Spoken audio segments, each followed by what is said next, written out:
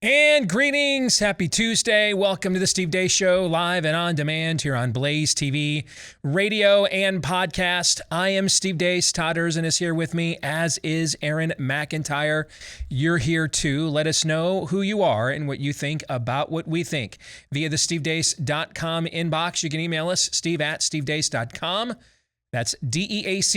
You can like us on Facebook, MeWe, Parler, and Gab. Follow us on Twitter @Steve Deace Show. And if you're looking for clips of the program, head over to rumble.com/Steve Deace Show. Our Rumble account, by the way, since we've started really pumping that exclusively the last few weeks, it's doing cooking pretty well. We're pushing 10,000 subscribers here now, and we were had nothing on that just a few weeks ago. So also probably should give a hat tip to Donald Trump for joining Rumble. That'll probably help everybody's traffic, I would imagine. Yep. All right, so rumble.com/Steve Deace Show is where you can go if you want to get free clips of the program uncensored. There's other places you can go to get free clips, but these are of the uncensored, unfiltered variety. All right, rumble.com/Steve Deace Show. Quickly, last night, I did, and I said yes, first of all, because I just couldn't believe any Republican Party event, officially sanctioned GOP event, would invite me to come and be its speaker, because it has been at least 6 years since that has happened, right? And so when a rural Iowa county, salt of the earth people, asked me to come, good hour and a half drive, and Todd, you know what's my basic policy. Not to do hour and a half drives? Yeah, unless you know, I tend to not go anywhere within a 5 square mile radius. My wife wanted to try this new martini bar downtown last summer, and I realized I'd not driven downtown into that area since I did a symposium for Politico during the 2012 Iowa caucus cycle. That's how long it had been since I'd been in that area of our downtown area, Des Moines metro area. Okay. I totally Was that believe the East Village? Yes. I don't know what it's called. Is that what it's called now? I mean, we just By called the it Capitol? downtown. Yeah. That's what we called it back in those days. Yeah, that's where all the commies hang out. That's why you haven't been there. That could also be. Maybe I'm just not safe there. But none of them are armed, so it's okay. But I just wanted to see what kind of reckless Republican Party is just going to throw caution to the wind and not even care by inviting me to come and speak. Not really knowing, it was in Hampton, Iowa last night, not really knowing what we would get. This is also a busy season in Iowa, between farming, summer sports are going on. A lot of states, their high school sports seasons are done. Baseball, softball and stuff get their own season in Iowa. And so that's all in the heart of those things right now, And it's a Monday night. That's not typically, hey, we're bored, let's go do something night, right?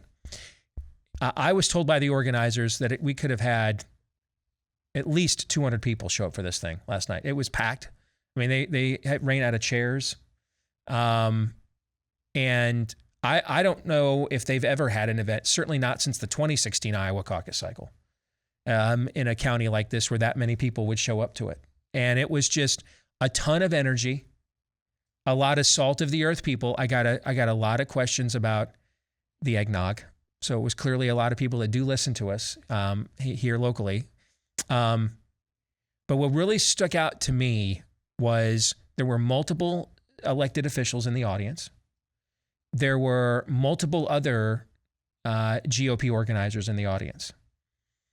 And yeah, I mean, a lot of these people knew me from WHO because I helped organize audiences like this for several years. But it's been 10 years since I was on the local radio here on WHO. That's a bit of a spell. That's a right? gap. Yeah, it is. Okay. And what really stuck out to me was the level of energy and the want to in that room. That there's a lot of people that want to do something other than let's just pull the lever for Team GOP again. I mean, this is your quintessential Trump kind of crowd, working class, rural. You know what I'm saying? Sure. And they were totally fine. I mean, so my overall presentation was about free speech and why if we lose that issue, we're going to lose every other issue because it's going to take away our ability to inform and connect. and so that we can organize. And then we opened it up for questions just to see what kind of questions would I get at a GOP event. And there were, a lot of questions that, even people like, hey, I thought Trump was robbed, but he's got to make a case to me. We're not just going to cancel a primary process so he can run for a third lame duck term. Just a lot of people that are, they're ready. I'll use this expression that enemy media loves. These Republicans were ready to pounce, okay? All right. And we love that about you. I can't speak for everyone else, but if there were more pouncing Republicans, we'd still consider ourselves those kinds of people. I'd still be a registered Republican. Maybe that's why I haven't been a registered Republican in about 6 years. So maybe that's why I've not been invited to speak at a GOP event. I guess they're kind of crazy like that. They might want people that actually belong to their party to come and speak at their events. That's a little nuts to have that sort of a standard, isn't it?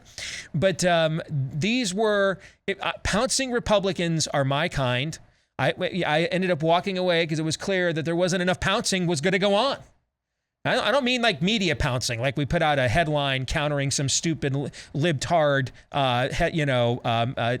fever dream. You know what I'm saying? I mean like pounce. Like, I'm talking boots on necks, wailing, gnashing of teeth, lamentation of women. That's the pouncing I'm looking for here. This crowd was ready to pounce. All that's missing to me, the way you describe it, is the Avengers Assemble music. Yes.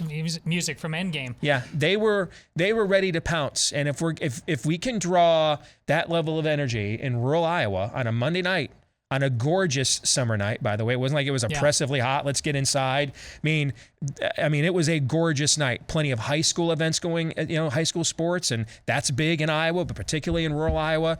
To get that level of crowd, I think is anecdotally indicative of the fact that the energy level within our base across the country is high.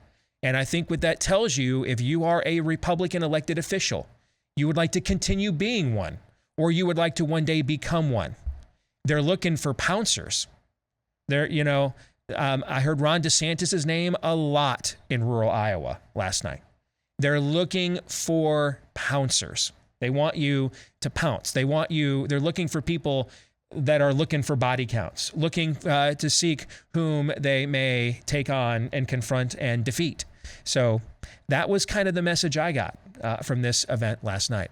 All right, coming up on the show here today, bottom of the hour, Ned Ryun of American Greatness is going to join us. He's got a brand new book out about the American Revolution. We'll talk about that and what's going on in contemporary matters with Ned coming up at the bottom of the hour. Next hour, we take a further dive into our own book, Faucian Bargain, the most powerful and dangerous bureaucrat in American history. We do that for Fake News or Not. We got to be winding that series down. Are we almost to the end now? We have 2 chapters and the conclusion. All right, so 3 more weeks, including this one left. All right. And then for Pop Culture Tuesday, we had family movie night on Sunday, and we watched The Greatest Showman. For me to like a musical means that it's a phenomenal film. Like, it's got to be like Footloose, Grease, Wizard of Oz. You know what I'm saying? Yeah. Meet Me in St. Louis. So it's got to be at that level. Otherwise, once they just start singing and dancing and stuff, I'm just kind of like, that's a tap out for me, basically. All right. And I think The Greatest Showman is at that level. I think it's an absolutely wonderful film. I took Zoe to see it on a daddy-daughter date when it came out for Christmas like 4 years ago. She decided to watch it again for family movie night. And I had a cultural, political epiphany watching this film. And I haven't told you guys what it is. It may have no merit or worth. You may laugh at me and you may pounce, by the way. We like pouncers. Even if you're pouncing on me, pounce away. We love Republicans pouncing on this show. We get mad when they don't. All right. But I want to throw something out there. And I want to see if you guys think there's any merit to this idea, or if I just got caught up in the showmanship. Okay. Well, this is an ask of me to sit by that is far better than the last one you made me watch, whatever that was about. Father of 4 daughters, The Greatest Showman's a little more your speed than Abducted in Plain Sight. Yes. Yeah. Other than the Frozen phase that, of course, also impacted your family. The girl version of Star Wars. This is the number 2 movie in terms of movies that have been played on loop in my house. Yeah. Yeah. It's just it's a great. great film with a great message. Yes. But there's a message, one of the messages of this film, I wonder, well, you know, I'm going to stop. And we'll just discuss it for Pop Culture Tuesday a little bit later on. But before we get to all of that, here is Aaron's rundown of what happened while we were away. What happened while we were away, brought to you by defunding the police. Oakland, California became the latest Democrat-run city to slash their police budget, this time by $17 million. This comes after the city cut the budget last year by millions of dollars as well for the police. Oakland Police Chief LaRon Armstrong says crime is up across the board. It now has us currently at 65 homicides for the year. It's a 90% increase compared to last year. Our shootings are up over 70% this year. Our robberies are up 11% this year.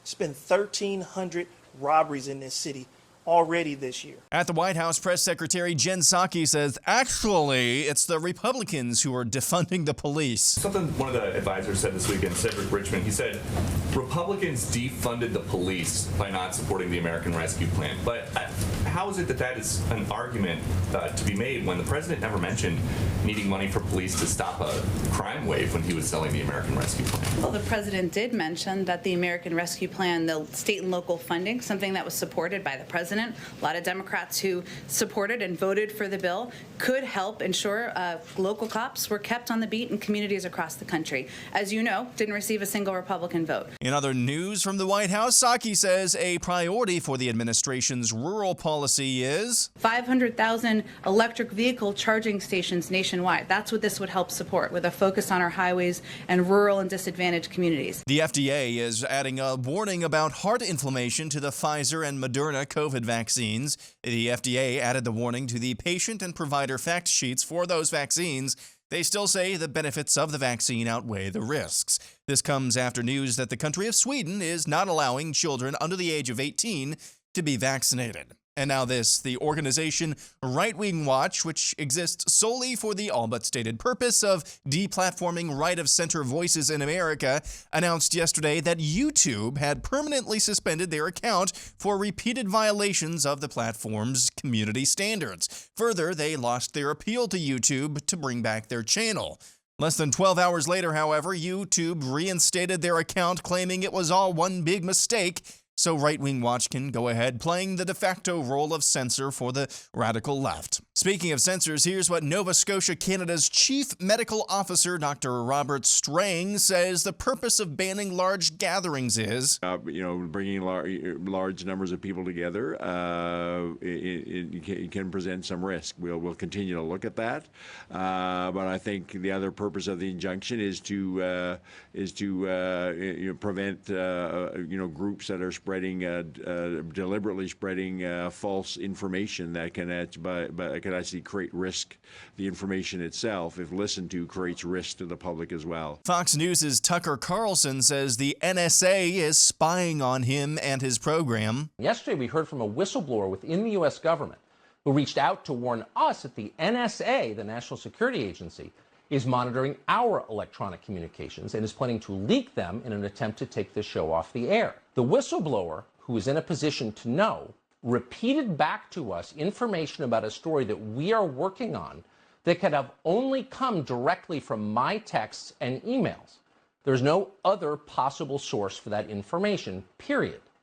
The NSA captured that information without our knowledge and did it for political reasons. Checking in on the aftermath of the New York City Pride Parade. For those of you listening, what we're seeing is a city block that looks like it's a notch above a landfill. Learning Chinese today, today's phrase is, there's a joke in there somewhere about not understanding what trash receptacles are. 有一个关于不了解垃圾桶是什么的笑话. The NFL now says football is gay, lesbian, transgender, and all things rainbow jihad.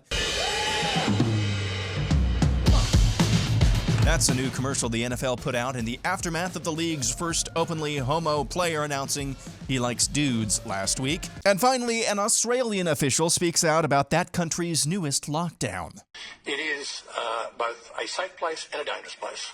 We must treat this new world order, this new world of COVID, we must treat this new world of COVID, even in our own homes, with a high level of care and caution. And that's what happened while we were away. Ah, yes, when they say the quiet part aloud again. Aaron's montage brought to you by the award-winning pro-life film Order of Rights. It's available right now on Amazon Prime, Apple TV, iTunes, Google, Vudu, Vimeo, and more. You can check out the trailer at orderofrightsmovie.com. That's orderofrightsmovie.com. It's a unique film. Don't let the fact that yours truly has a couple of cameos in it dissuade you from watching. Otherwise, it's interesting.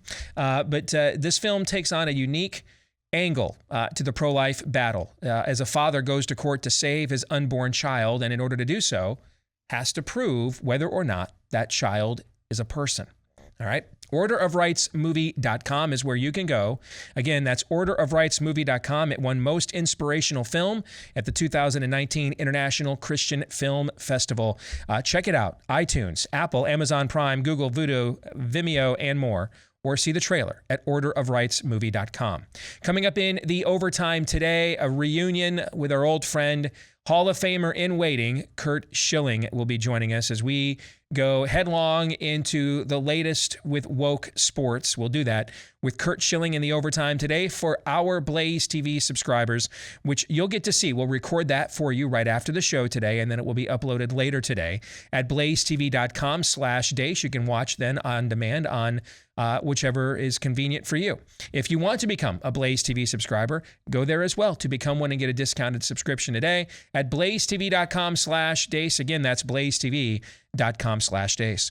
I mean, Aaron's montage, as it normally is, and by the way, I got a ton of comments last night, Aaron, people who just, if they have no other time, they make sure to tune in just to get the montage, to get updated on everything going on. Oh, that's very kind. Got a lot of compliments about that last night. But the montage, as always, is loaded, so I'm not even sure where to begin. Where do you guys think we ought to start with this?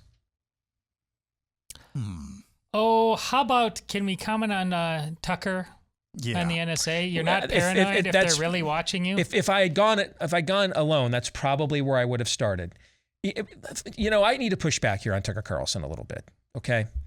I mean, it's not like we have any kind of an established precedent that shows that a political operation that includes the name Joe Biden has an interest in spying on whom it considers at the time its primary political opponents. Oh, wait. Okay, so is that what you were talking about? A little bit. Yeah.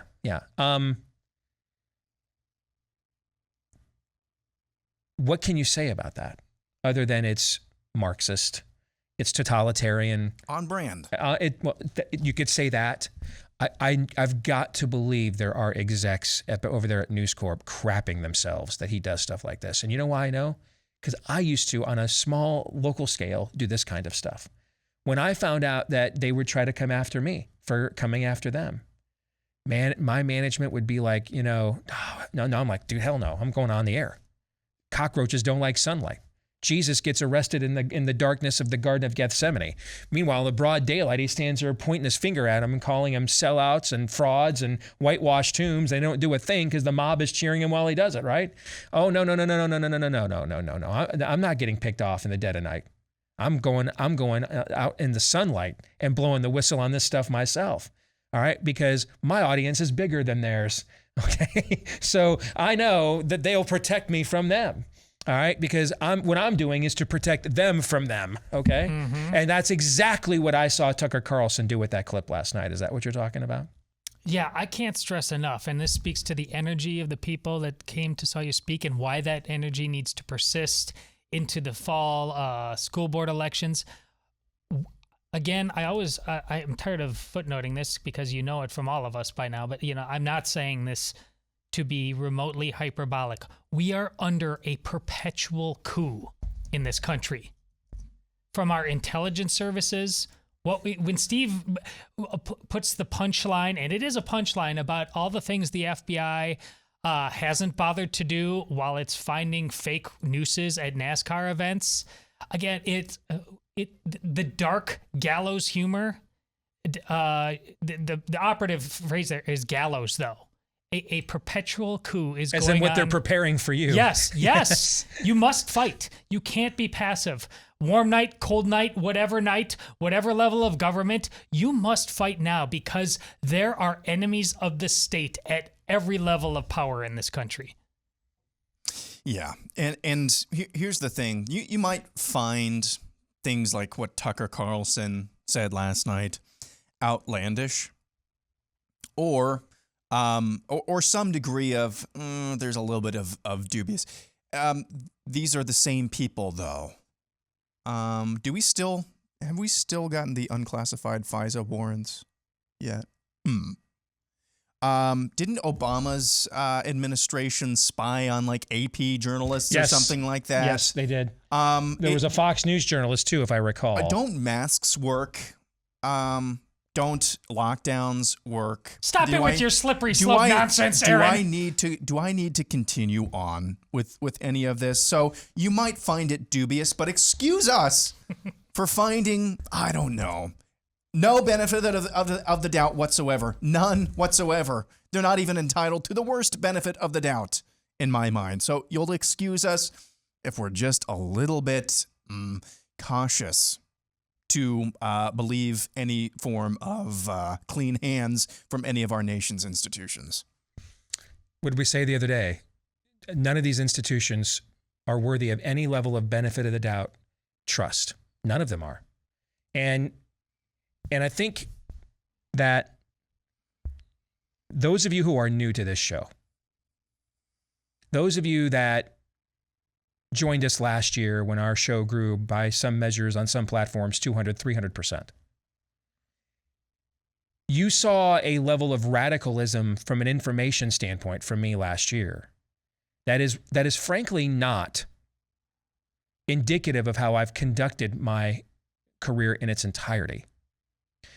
Because I put a very high premium on the truth.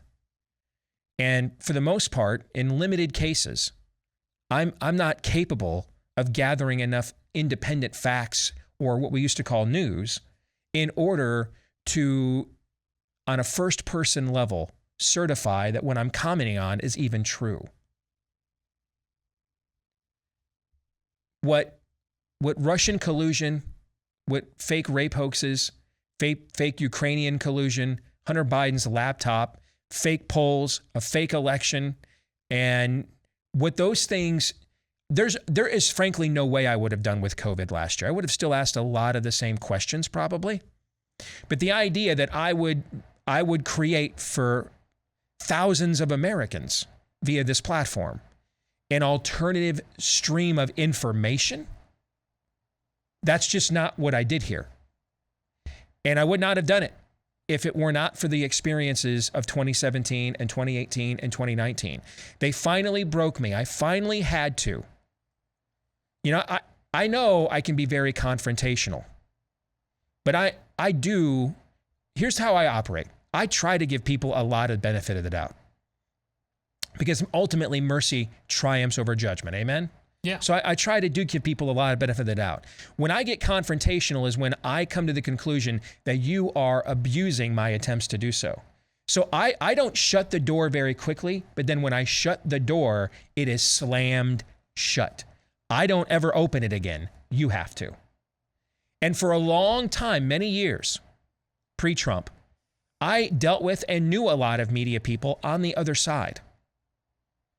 And for the most part, even if they thought I was a kook or they disagreed with me, they dealt with me honestly. You know, in the 2016 cycle, a New York Times features reporter spent nearly a week with me. Multiple nights in my home. Interviewed my mom to do a feature on me. And they did a pretty fine job overall. I mean, it's from their slant, but there's nothing objectively I disagree with, right? Right.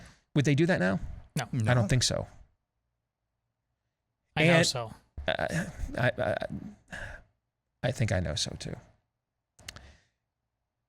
And so I tried to see, is there at least, because I'm just not comfortable in a tribe, just on a human level. Part of it is the way I was raised. You know, if you grow up in a home on a daily basis and you don't know if your dad's going to defend you, if you have to be defended from your dad, if your dad's going to take you to Cedar Point Disney World or take you beyond the woodshed, you struggle. And we moved a ton. I went to 11 different schools, K through 12.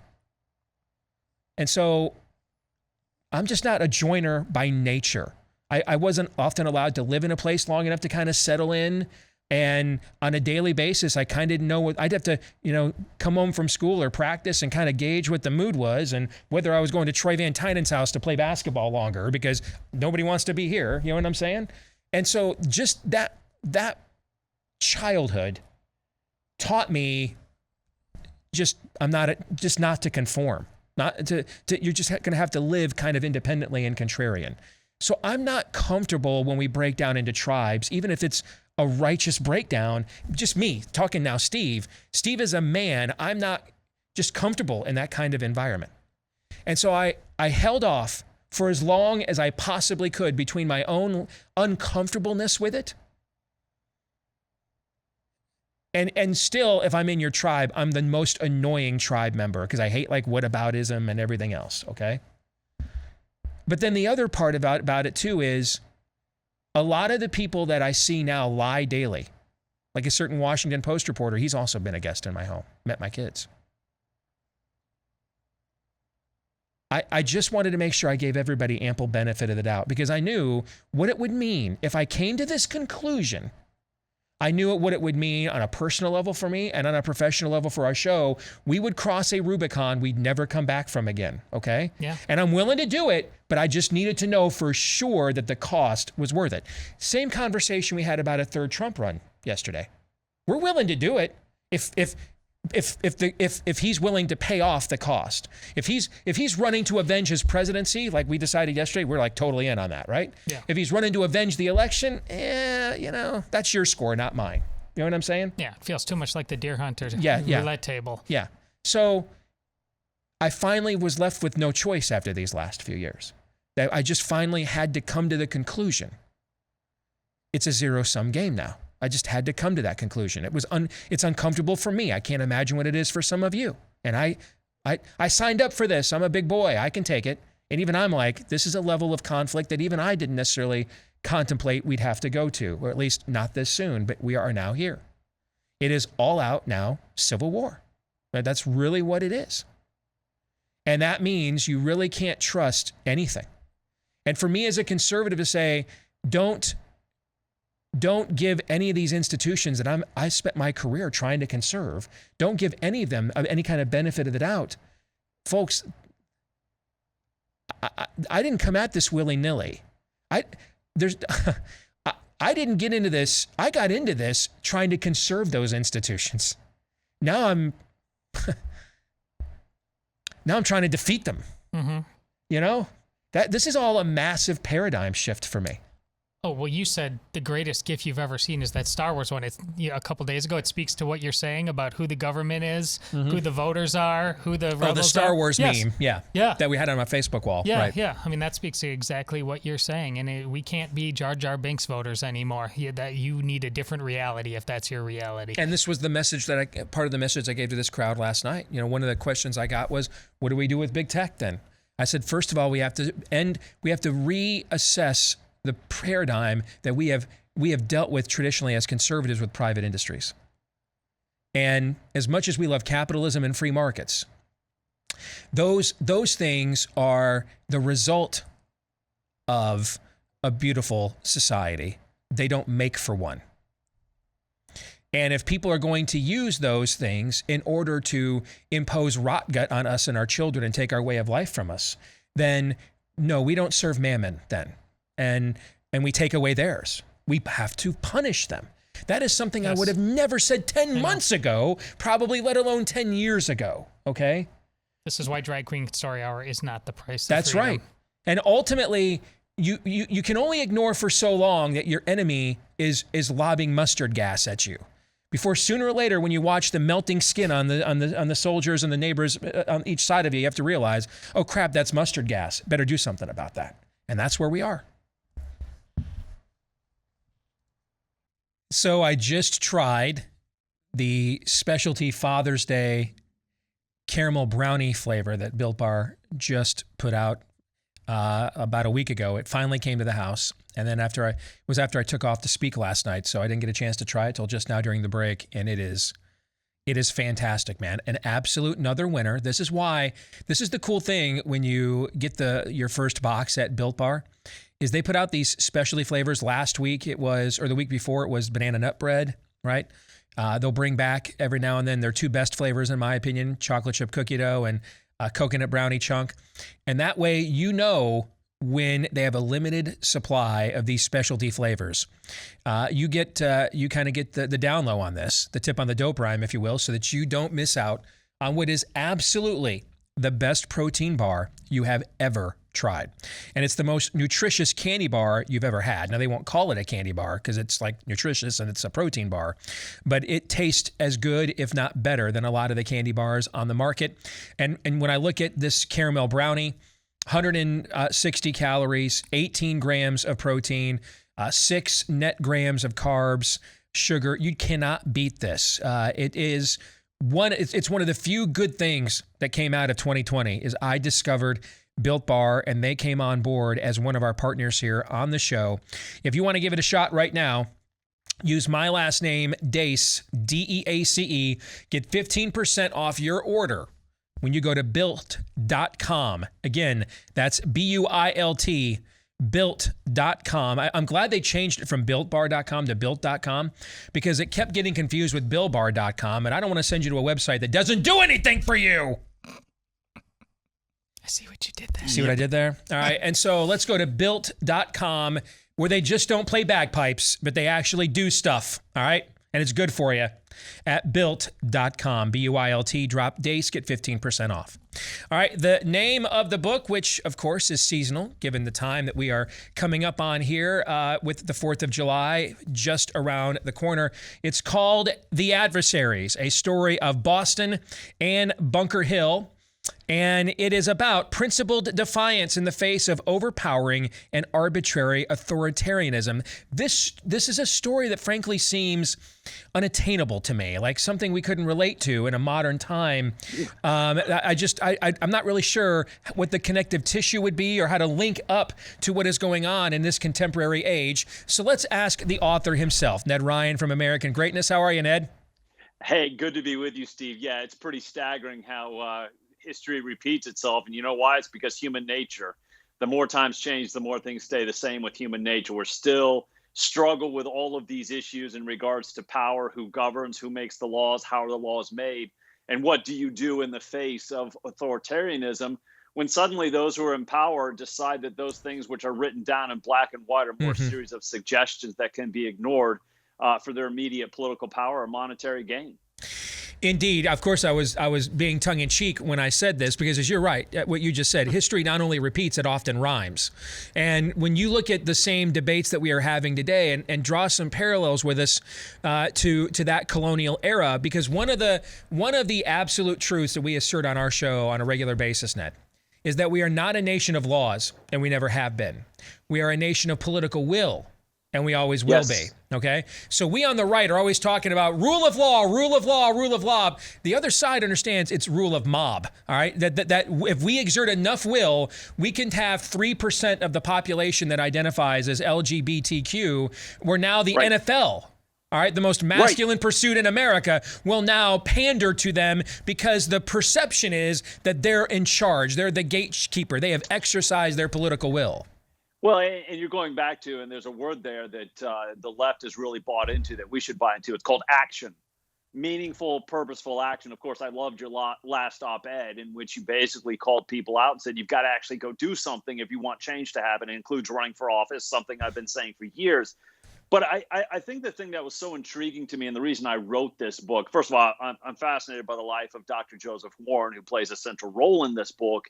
But the men in Boston, Sam Adams, John Hancock, Paul Revere, Joseph Warren, it was because they believed something, but they authenticated that belief system by going into action and saying, well, we believe this, but at the same time, we actually have to do something. And it was this principled defiance in the face of the parliament and king's ministers, authoritarianism, and arbitrary. I mean, all authoritarianism is arbitrary. It's not based on any absolutes. It's based on the immediate, power or money, whatever the impulse is.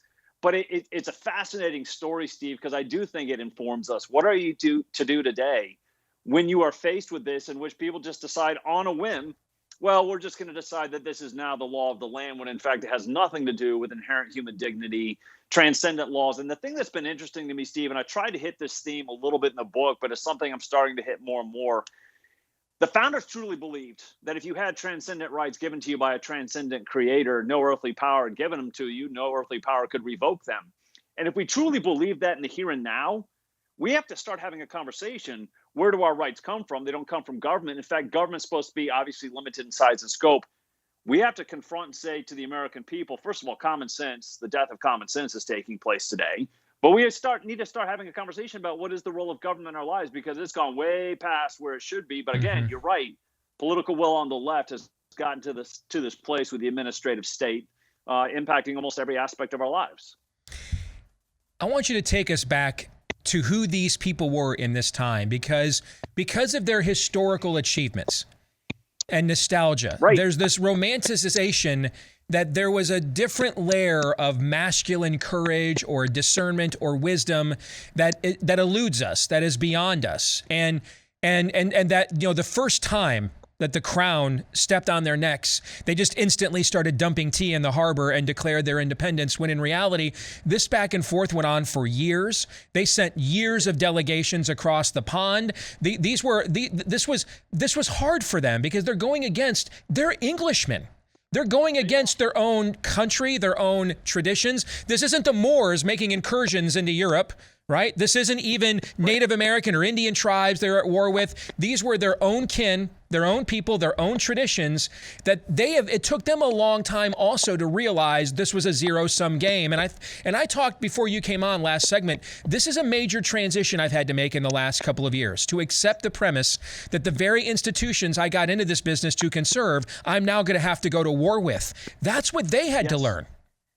Yeah, no, exactly. And you make a great point. It's one of the points I make in the author's note, that 85% of Massachusetts at the time is English. They're not Scottish. They're not Irish. They're direct English lineage. And all of a sudden you have Englishmen staring at each other, in which certain Englishmen came over and colonized the American shores, and they actually believed the ideas encapsulated in the Magna Carta, in the 1628 Petition of Right, 1689 Bill of Rights, that clearly stated these rights, and they believed they were sacrosanct. They're in black and white. Parliaments agreed to them. The kings have assented to them. And the English on the other side of the Atlantic again said, well, this is more a series of suggestions. And if you don't like the new laws, these intolerable acts really are what broke the camel's back, Steve. Obviously, you've been building through the 1760s. We have the Boston Tea Party in December of 1773. And in response to that, the British government passes the Intolerable Acts, which basically suspended self-government, closed down the Boston port, really draconian measures. That was the breaking point in which they said, okay, we realize now there really is no compromise, because what you are telling us is that we will have to submit to your arbitrary laws. And if we don't, you'll force us to, with more regiments, more warships. And Sam Adams and Joseph Warren and Hancock and Revere said, well, we better start preparing to fight. And that was the interesting thing to me, is the British government in America started to collapse in that fall of 1774. Joseph Warren and others said, well, we've now come to this conclusion. They're not going to let us go freely. We're going to have to fight for it. And I think one of the biggest surprises to me, Steve, in some of this research, they didn't start shooting each other earlier. And I think it was because of that common English blood. And there's no way we're headed towards civil war. Surely we're not going to have civil war with our own people. And then all of a sudden they realize there's no compromise. We have to decide what we believe. And if they're not going to let us, govern ourselves and believe in these principles, well, we're going to have to fight for them. Ned, what do you think of the observation that the times in which we live call back to us seeing ourselves more as sons of liberty than founding fathers, meaning that the proto or the genesis of what gave birth to a country, that we're, for those of us with those kinds of values, we're more in line with that much of the republic that we have been trying to conserve is gone. We're trying to restore or rebuild something new. Yeah, no, absolutely. I mean, I would argue that if it's not really the American Revolution, it was a restoration of our basic rights. But Steve, you hit a really interesting point. We haven't really truly lived the founders' vision for the republic for at least a century or more because of the progressives. And it really does go back to, let's go back to first principles. What do we truly believe? And then how are we going to actually apply them in the world around us? And I have to tell you, I do have some hope. I mean, I'm here in Loudoun County, Virginia. The parents are rising. Oh, yeah. up You in all been revolt. making all kinds of news recently. Yeah. Oh, guess what? This is the best part, though. We're going to be involved. Ian Pryor has started some great work. We're doing a recall for 6 of the school board members. We think we can be successful. We think they'll be recalled. They'll get short-term appointments, and then we're going to probably force a January 2022 special election because people are saying enough's enough. You're not going to use our schools to indoctrinate our kids. But this goes back to the American people need to rise up. First of all, they have to understand what they believe, and then they have to go into action. I make this point, Steve. We're now in an era where it's the battle of the ballot boxes. It's not hopefully a battle of bullets, but it does require action, and it's meaningful, purposeful action to create change in your local community. But if we continue to sit back, the left never sleeps. And I'll share this one story with you. I was walking down the streets with my dad when he was in the U.S. House, and he was a little discouraged because he said, our people come and go, and evil never sleeps. Mm-hmm. And he was just making the point that the left lives, eats, and breathes this, and we have to meet their passion with our own passion.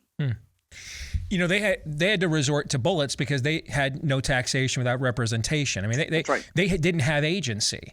They established a political system in the hopes that this is how we would fight our civil wars for the time forward, that the casualties would be politicians, parties, ideas, principles, but they wouldn't actually end up with tanks or cannons in their parlance going, rolling down the streets with, hey, someone new's in charge this week. And I think that we on the right need to understand that really what politics is, that its purpose is faith and ethics in action. It's just a matter of whose faith and ethics we're going to act upon. But its essence, if we were to put politics under a microscope and examine on a granular cellular level what it is, it's the peaceable way to fight civil war in a free country. That's what it is. It's absolutely the battleground of ideas, and the left has been better organized. I mean, bad people that are better organized always beat the good people that are poorly organized, and the left's been much better organized. But I have to say this too. The other thing, Steve, that I thought you just made was an interesting point. Somebody's belief system is going to work to win out. We are all people of faith. We all have presuppositions and biases. Ours are based on eternal values and principles and the idea of an immortal soul and eternal rewards and punishment. But the left also has their own set of presuppositions and bias, their own faith system. And somebody's faith system is going to win out. And I would prefer ours win out because of our belief in human dignity and freedom and liberty and all of these great ideals that we were actually founded upon. So, yeah, the American people, especially on the right, need to understand. As I made this point, and obviously as you quoted in the op-ed, you either do politics or politics will do you. Mm-hmm. There's no escaping it. And we better figure that out sooner rather than later, or we're going to wake up just a few years from now. I mean, we're in a kind of an interesting period in history of which way we're going to go. But we better figure this out pretty darn quick, or we're going to find ourselves in a really terrible situation because we didn't do what we were supposed to do. Ned Ryun from American Greatness, author of The Adversaries, a story of Boston and Bunker Hill, a lot of lessons and parallels to the times in which we live, and hopefully some encouragement. These people, maybe on a societal level, it had not broken down to the level that we have, and it had not. But on a human level, they had their own frailties, their own blind spots, their own sins, and yet they changed the course of history. Maybe we can learn from that, Ned. That's absolutely right. No, I think people will be inspired. I put this in the author's note that history done well is like the wind at our backs. We should not only read it, but we should be inspired into action and go, how am I supposed to go into action? What can I actually do to cause change based off my beliefs? And so I hope that people read this and realize Dr. Joseph Warren was a singular man, that they had to make choices. Danger was not far away. It wasn't 3,000 miles away. They were truly confronting in their faces this oppressive authoritarianism when it's literally feet away. With British soldiers and warships, and basically knowing, at any point I could either be arrested or have physical harm done to me, and yet they still showed the bravery and courage necessary to say, we're going to found a free American republic and we're willing to fight for it. And Joseph Warren goes to Bunker Hill, has to borrow a horse, has to borrow a musket to go fight in the redoubt on Breed's Hill. It's just an incredible story, Steve. Great stuff, Ned. Pleasure to have you with us finally, and let's do it again, all right? Take care. Thanks, Steve. You got it. God bless. Thought of that conversation, gentlemen. The Thanos snap of our founding, and here we come on July 4th. We don't know who we are because we don't know who they are. It's really that simple. It's a 1 + 1 = 2. If we really knew our history, we couldn't help but respect it, A, or B, flat out understand that we are now enemies of the state, in that the thing called America is something we don't want to be a part of other than happen to live on a landmass. This has always been that country that Steve has talked about, founded on ideals. It was just not some strong arm takeover. It is utterly unique. And we walk around in this stupid haze of comfort, not understanding that these blessings of liberty are truly a miracle of human existence. So what are you prepared to do? And just talking, to Ned there, it's easy to forget. And the question that you asked, Steve, about the founding fathers, how they were human beings just like us with the frailties just like we face today. That's something that's lost so easily. That should be an encouragement, though. They did it once, hundreds of years ago. We can do it again. There's fundamentally, on a human level, just as Ned began the conversation with, because of human nature, there's nothing fundamentally at a human level different between the people of then and now. And you might argue that, yes, that the frosting may be different in terms of who the enemy is or who our opponents are, but fundamentally, those of us who consider ourselves truly on the right side of history, there's nothing fundamentally different about us. Unless we let it be so. Don't let it be so. That's the message of studying our history, of studying the birth of this country and what led up to the revolution. And as Ned put it, the restoration of America, because the values they fought for supersede, transcend, and existed long before they fought the battles. That should be an encouragement. We need to remember that as well. When you have history and weaponry on your side, your opponents cannot win. You can only lose. See, they're not overtaking this country. We're losing it. Mm-hmm. And those are two totally different things. It is.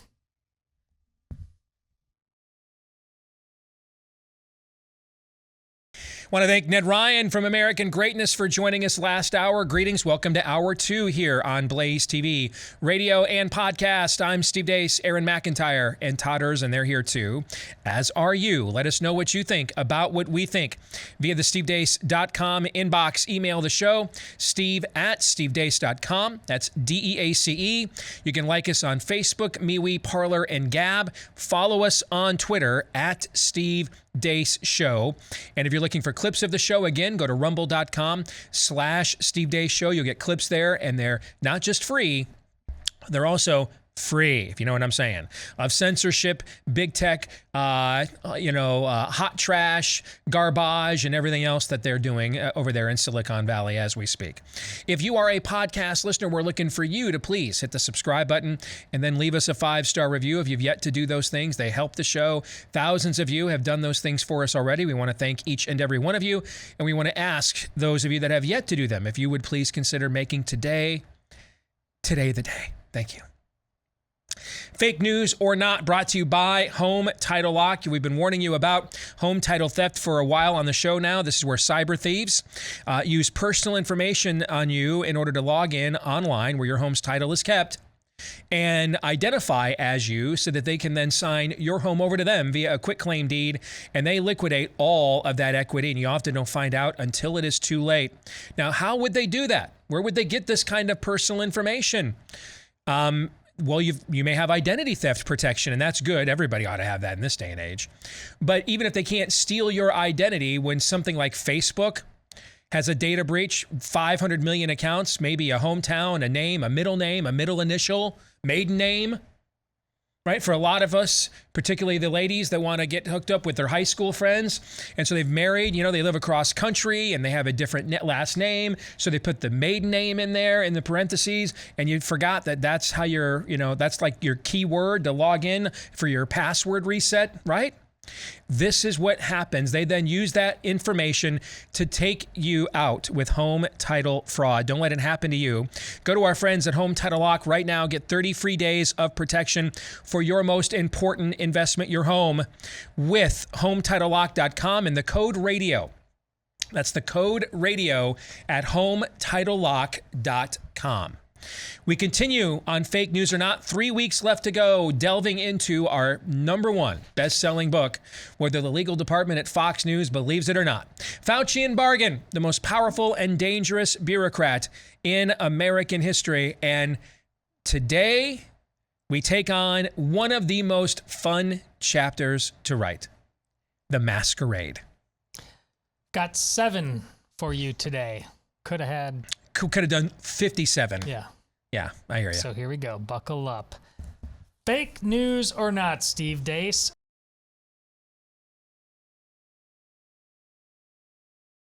Of course, this is the time of year we celebrate our independence and the values that made America great. And now, more than ever, it's important to support companies like Patriot Mobile who believe and share those beliefs and values. Stand behind them with action. And Patriot Mobile is the only Christian conservative wireless carrier. It donates a portion of every dollar you spend with them to organizations that fight for causes that we care about. And right now they have 2 great offers that you can choose from. Either get 50% off your first 2 months or $100 off any new phone. That's 50% off your first 2 months or $100 off any new phone. Both, by the way, come with free Premier activation. So just go to patriotmobile.com/Steve if you want more details or to sign up. patriotmobile.com/Steve. They use the same towers as the major providers, so you're going to get the same coverage, but for less money and less cultural rot gut. All right? patriotmobile.com/Steve. Don't forget veterans and first responders. You save even more. Or you can give them a call at 972-PATRIOT. That's 972-PATRIOT. All right, let's get to Pop Culture Tuesday. Each week at this time, we look at the intersection between pop culture and conservatism. I had intended originally to have us discuss, they have finally now released the full American government report on UFOs. But I have not yet had the chance to read it. I apologize. It's actually on my list of things to do today, okay? So I kind of decided, and maybe you guys, I don't think, agree. I thought maybe I should read the report before we did like a segment on it. Probably. Thoughts? That's not how we do things in media, Steve. Yeah, that's kind of what I thought, okay? But you know me, ever the contrarian, okay? And then, but then something else happened over the weekend that I want to discuss. And I've thought about this before in other contexts, but for some reason, watching The Greatest Showman again over the weekend for family movie night just really kind of crystallized this notion for me. And I thought, okay, finally, I want to throw this out there and I want us to discuss it, okay? So I'm not a big musical guy. I like music. I like movies. I like music a lot. I like movies a lot. I tend not to like when they mix them together. A little bit like I like mac and cheese a lot. I like pizza a lot. Not really a fan of mac and cheese pizza, okay? They're better separate. Every now and then, you know, a Footloose comes out, Grease, you know, which introduced me to puberty years before I actually hit it. All right, the scene at the end when she comes out in the all black leather, Wizard of Oz, which is one of my 10 all-time favorite films. I adore that movie. Meet Me in St. Louis. I kind of like Judy Garland, so that's why she gets 2 spots. But it's got to be like that level of film, right? All right. I'm just not like, let's go casually watch a musical guy. But daddy-daughter date a few Christmases ago, took Zoe when it was in theaters to go see The Greatest Showman. And I was just blown away by how good it was. And the story is powerful too. It's one that I think all men on some level can relate to, unless you were born into real privilege, not the fake kind we bitch about in our society today, but like real privilege, okay? Here's a guy, not born on third and credited with the triple, but basically born in the dugout, not even allowed to come up to bat. And he works his way up, P.T. Barnum does, up to a man of standing in society. But he can't accept the premise that the best revenge is living well. And so he wants vindication, and he makes reckless choices or destructive choices, seeking that vindication. All right. And the movie starts with the kind of the theme song, "This is the greatest show." It's right where you want to, and it's all right in front of you. This is where you want to be. That's the tagline of the song. And he thinks it is the show, being the ringleader, the star of it. And at the end of the movie, when he passes the baton on to Zac Efron, and he says, and Zac's like, "Where are you going?" I'm going home. To watch my daughters grow up. I'm going to run the business, but it's time for you now to be the star of the show. You're not married, you don't have kids. I do. It's time for me to kind of grow up and be a dad. And they sing that main song again at the end of the film when he's at his daughter's ballet recital. Okay. And now he's applying it to his real purpose in life. That's a really powerful story. And I love the film and the music's great. But in the middle of it, I had a political epiphany, and it's something, like I said, that's come up in the past I've thought about, and I wanted to finally throw it out there. One of the main subplots of the story is P.T. Barnum's taking people that society has viewed as outcasts, basically, okay, and giving them a chance to own whatever the blight, affliction that society believes they have, but own it as their own, a brand. Like it's my identity. I don't have to be afraid of this. I own this, and I'll capitalize on it. Like I'm not ashamed to be the bearded lady anymore, right? I'm not ashamed to be the little general anymore. And there's a newspaper reporter or columnist in the film that is very skeptical of what Barnum's been doing the whole time. And then at the end, he says, I look at it differently now, that all different colors, all different kinds of people that you really put out there, like a sea of, like it was basically a homage to humanity. And in our context of our culture today, this would be taken as, well, isn't that what like Pride Month is, right? Mm-hmm. Okay. But in the context of the culture that Barnum lived in, the mid to late 19th century, like for example, his original amphitheater did burn down like it did in the film. The cause was, they don't really know the cause. It was actually suspected that it's because he started to hold anti-Confederate, pro-abolitionist events in the amphitheater. He started to host them in between shows. And that people with Confederate sympathies were the ones that burned it down. But that's the suspicion, but we don't really know to this day what caused it, okay? This viewpoint today is sort of viewed as the left-wing viewpoint, right? A sea of humanity, no gender, no constraints, no constructs whatsoever, okay?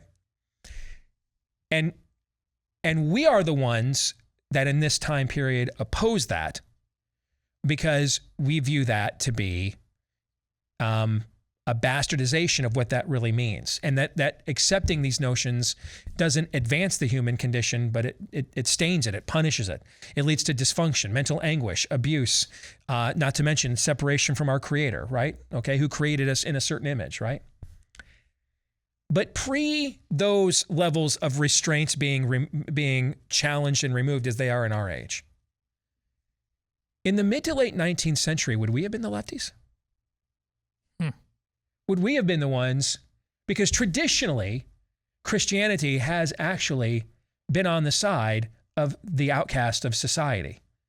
All right, whether you think he's the first bishop of Rome or you think he's just arguably the greatest apostle, you cannot argue that the first integral leader of the most impactful reform movement, societal reform movement in human history was just a commoner fisherman that was largely on the outskirts of society, right? Jesus himself, born in a barn, right? Like, I wonder, how far can we apply our current left-right political paradigm, given the stakes we're playing for in our day? How far can that be applied retroactively? Because in a previous era, would we have been the people saying, hey, he's 21 years old and 4'9", but he's still made in the image of God. You don't get to do that to him. You don't get to treat him like that. You don't get to treat these people like, I mean, obviously it was Bible-believing Christians that led a lot of the Underground Railroad and the abolitionist movement, for example, right? Okay. So here's my question. Our values as believers are timeless. They don't change because our God doesn't change, right? Society around us changes though, right? Mm-hmm. If we stood for these same things that we stand for now, and for the same reasons that we do now, in a time period, even in this country, as in the mid to late 19th century, would we have been the progressives? Would we have been the left-wingers? Is there any merit to that observation, do you think? Oh, there's more than merit. You nailed it. How so? Because when we're talking about the marginalized, are you marginalized in your situation or are you marginalized in your sin? Mm-hmm. That's the point. There are all those claiming... Or is society marginalize you in your station? Yes. Yes. Okay. But right now, there's all kinds of people, everything, woke culture, victimization.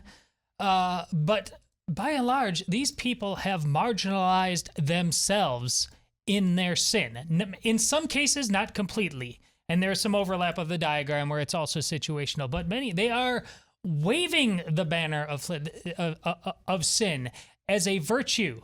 And this is what you talk about, Steve, when you talk about how versions of you will be made to care. Either you slit your throat or we slit it for you. But if it's in their situation, which you laid out, these people were born. Heck, he is ultimately P.T. Barnum. He's a handsome man, a man of motivation. He had some tools in his, but he ultimately realized he was an outcast, just like them. And there was a part of him that always saw their inherent dignity and beauty, and he told them about that, but he didn't fully identify, and that's really played out well in the movie. Once the glitz and the glamour starts, and he's drawn in by that starlet, and he's never.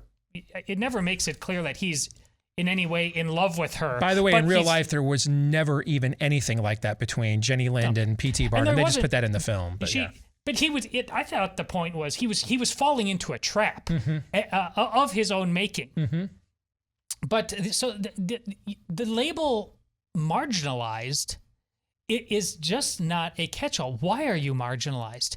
Who marginalized you? And yes, therefore, we as Christians are meant to be wise as serpents and innocent as doves in discerning that. Of course, as a church, we should have been with those people.